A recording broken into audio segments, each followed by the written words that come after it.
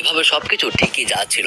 হঠাৎ একটা টেকনিক্যাল ভুলের কারণে প্যাট্রিকের পাদের পাইপটা তার জায়গা থেকে খুলে যায়, আর সেই পাদ সরাসরি দর্শকদের নাকের উপর গিয়ে পড়ে, যাতে করে সেখানকার প্রত্যেকেই পাদের গন্ধে একদম দিশেহারা হয়ে পড়ে।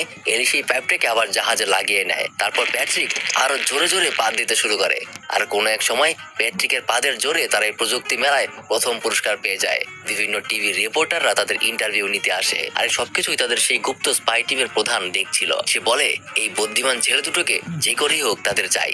সেদিন ওই ঘটনার পর থেকে প্যাট্রিকের আত্মবিশ্বাস কয়েকগুণ বেড়ে যায়। যে ছেলেটা তাকে সবসময় ডিস্টার্ব করতো, একদিন সেই ছেলের সামনে গিয়ে সে খুব জোরে পাদ দেয়, যার গন্ধে টিকতে না পেরে ছেলেটা তার থেকে দূরে পালিয়ে যেতে শুরু করে। কিন্তু আজকে প্যাট্রিক তার প্রতিশোধ নিয়েই ছাড়বে। এভাবে দৌড়াতে দৌড়াতে তাকে এক নির্জন জঙ্গলে নিয়ে আসে। ছেলেটা তার সামনে খুবই আকুতি মিনতি করছিল, কিন্তু প্যাট্রিক তার কোনো কথাই শোনে না। সেই ছেলেটার একদম মুখ বরাবর গিয়ে নিজের পাছাটা ঘুরিয়ে এই জগৎকালে সব থেকে বড় পাতটা দিয়ে দেয়, যার কারণে ওই ছেলেটা সহ পুরো জঙ্গলের অবস্থা খারাপ হয়ে যায়। তারপর আরো কিছুদিন এভাবেই পার হয়ে যায়। প্যাট্রিক একদিন এলিদের বাড়ির সামনে আসার সময় দেখতে পায় এলি কিছু অপরিচিত মানুষের সাথে কোথায় যেন চলে যাচ্ছে।